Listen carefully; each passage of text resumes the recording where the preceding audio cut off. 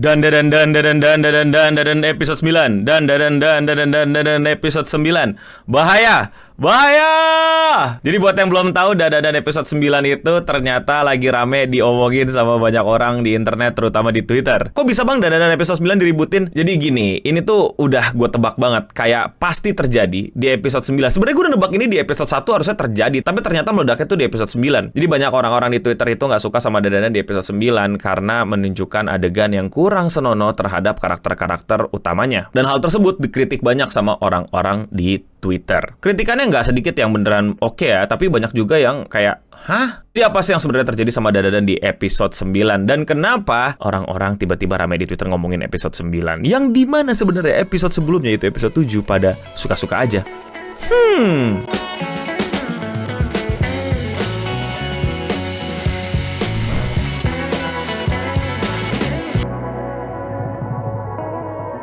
Dan sebuah anime tentang plotnya aja udah nggak make sense sebenarnya, tapi orang-orang tuh kayak masih melihat ini anime yang biasa aja. Bro, ini adalah plot tentang seseorang yang kehilangan biji, dan ini adalah petualangan mereka menemukan kembali Gintamanya. Kayak dari situ aja sebenarnya sudah gimana ya?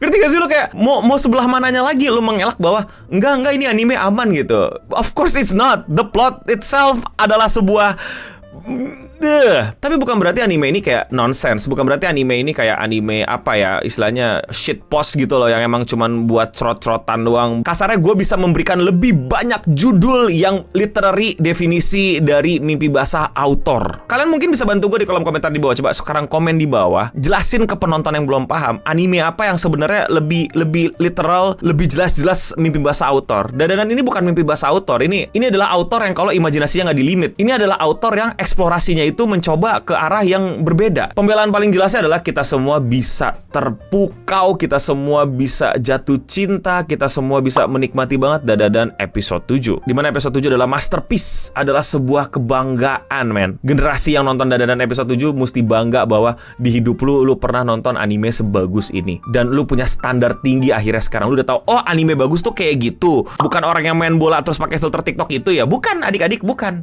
Kalau lu bilang segitu anime bagus, tandanya emang lu kurang nonton anime. Dan episode 7 itu pun dipuji oleh banyak orang di seluruh dunia yang nonton Dadadan, gak cuma di sini aja, gak cuma di Indonesia aja. Jadi orang-orang tuh pada kayak punya langsung ekspektasi tinggi gitu bahwa anime ini tuh kayak keren banget, bagus banget, story-nya nyentuh banget dan indah banget. Salah nggak? Enggak.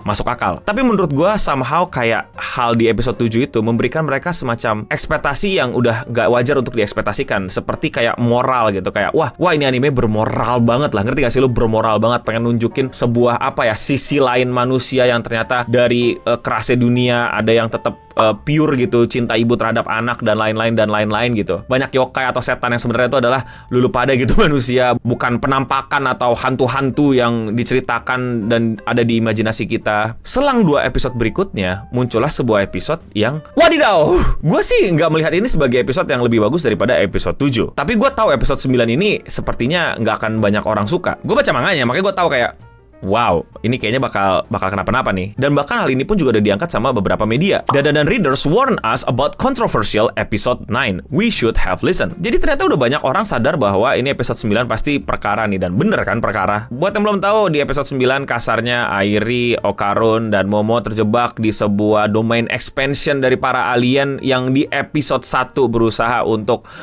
menyulik mereka, atau lebih tepatnya mencuri banana mereka. Mereka kembali dengan join force beberapa alien lainnya dan mereka berusaha untuk kabur, tapi di situ mereka harus melawan monster air sehingga mereka ya pakaiannya tumbang lah satu persatu, dan ada adegan yang dimana kurang layak lah. Gue setuju adegan itu kurang layak, apalagi kalau bukan adegan nggak pakai bajunya. Tapi ternyata banyak orang di Twitter itu sepertinya melihat ini sebagai sesuatu yang udah kelewatan batas. Seperti apa komentar-komentar orang di Twitter? Dan episode 9 was so gross, I'm done, drop it. Jadi katanya episode 9 ini benar-benar menjijikan dan akhirnya dia drop itu apa ya bahasa Indonesia? Ya udah berhenti nonton. Mereka nggak mau lanjut nontonin lagi karena ini berlebihan dan sangat-sangat kurang ajar lah intinya gitu. Tapi kalau menurut kalian emang episode yang 9 ini sekurang ajar itu kah? Bro, why is everyone naked? This is beyond unacceptable. Wild. Ya dia bingung kenapa semua orang busananya tumbang. Ya karena abis ngelawan alien dalam air dan bajunya robek. Nggak tiba-tiba break. Ya, nggak tiba-tiba kayak, sorry nih, gue mesti nyenggol anime lain, yaitu adalah Fire Force gitu, yang jelas-jelas banyak banget menurut gue adegan ecchinya tuh kayak, ini mah maunya autor gitu, ngerti gak sih lo? Bukan sesuatu yang part of the yang itu kok dibuang juga nggak apa-apa gitu. Sedangkan Dandadan konteksnya jelas gak sih kenapa itu pakaian tumbang? Walaupun gue ngerti itu inappropriate. I love Dandadan, but episode 9 seriously crossed the line. Not cool. Ya intinya mereka udah melihat bahwa di episode 9 ini udah berlebihan gitu. Udah sangat-sangat terlalu berbahaya. If you are still watching Dandadan after this, seek help. Ya, mari kita ke dokter, teman-teman. Bantu berikan aku alamat dokter terdekat. Kita mesti coba ke dokter ya. The creator of Dandadan is clearly problematic. Wow, oke. Kenapa ya orang menilai sesuatu itu dari langsung oke, ini berlebihan berarti ini kreator problematic. Gue gak bilang itu hal yang salah, tapi menurut gue terlalu cepat dan terlalu singkat banget gak sih penilaiannya. Dan yang dilakukan itu adalah membuat karya fiksi. Kenapa ya langsung bisa label-labelin orang problematik dengan secepat ini ya? Dandadan had potential, but after episode 9, nah, this anime is straight ass. Gini. Gue nggak tahu ini orang nonton nge-skip apa gimana. Ini gue bukannya mau belain gimana ya, tapi faktanya di episode 1, Momo dan Okarun juga, iya kan? Zat gitu. Wah, kenapa baru di episode 9 lu pada komplain anjing? Maksud gue, ini argumen jelek ya, tapi kayak di anime banyak banget hal kayak gini, gak cuma di Dandadan. Nih orang baru nonton berapa anime. Ini buat gue ganggu pala gue banget, kayak pernah nonton anime apa aja sih? Dan ini nonton Dandadan tuh langsung episode 7 ke 9 kayaknya ya. Gara-gara wah lihat orang-orang banyak yang ngomongin episode 7 Dandadan. Aku cari nih di OTT gitu kan, di YouTube mana nih episode 7 nonton. Sedih gitu kan. Oke, kita lanjut 8 9 gitu. 1 2 3 kesononya kagak ditonton, di skip gitu ya. Ngikutin apa yang lagi rame aja di Twitter gitu, nggak mau ngecek dari awal ini anime tentang apa, baca plotnya dan lain-lain. Dan sedikit pembelaan lagi buat Dandadan, anime ini jelas-jelas ratingnya itu masuk ke tidak ditonton untuk semua umur ya, mesti ada bimbingan orang tua, bahkan ada 16 plus dan lain-lain. Intinya ini anime emang untuk remaja, bukan buat anak kecil. Bahkan mesti ada orang yang nemenin lu nonton gitu, guidance biar lu nggak salah tangkep gitu. Sebelah mananya lagi kurang untuk sebuah fiksi dibuat dan dipertontonkan dan akhirnya lu bilang ini parah gitu. Gimana ya? It's just weird. Kalau gue tuh limitnya fiksi ya. Selama itu fiksi, ya bukan berarti bebas ditayangkan di siapapun ya. Tadi gue udah sebut mention tentang rating ya. Selama itu fiksi yang ratingnya jelas, ya pasti lu udah siap dong ada adegan yang kurang oke. Dan fiksinya di sini tuh bahkan bukan live action gitu. Fiksi yang kartun, yang dimana ini animasi gitu. Nobody get hurt. Gak ada aktor atau aktris yang terluka dari pengadeganan tersebut. Jadi gue butuh opini kalian gitu. Apakah ada yang salah sama diri gue ketika gue gak merasa jijik sama adegan itu? Tapi ya gue merasa itu adegan lucu gitu. Gue ketawa, hahaha gitu. Dan abis nonton adegan itu gue gak jadi yang kayak perempuan.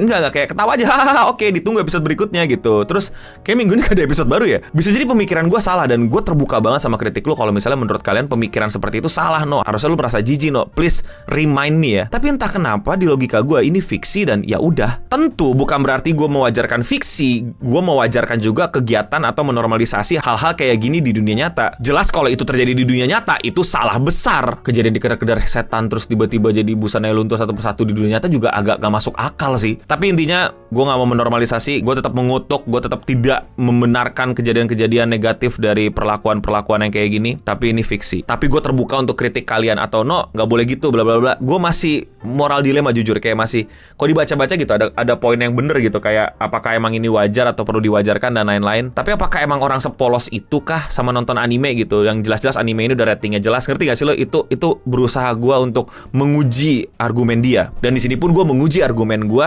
ke lu pada gitu. Apakah argumen gue keliru? Coba kalian bantu gue, atau kalian malah setuju sama argumen gue di kolom komentar di bawah. Tapi kalau menurut kalian bagaimana episode 9 Dandadan? Apakah berlebihan atau memang harusnya nggak perlu ada, atau enggak biasa aja? Coba bisa diskusi juga di kolom komentar di bawah. Kalau kalian suka sama pembahasan anime yang sedikit lebih dalam kayak gini dan kalian mau support gue, lakuin dengan sesimpel klik tombol subscribe. Dan ya, sekian Radio Singham untuk episode kali ini. Gue Bening pamit undur diri, dan untuk kita semua, stay clean and dan.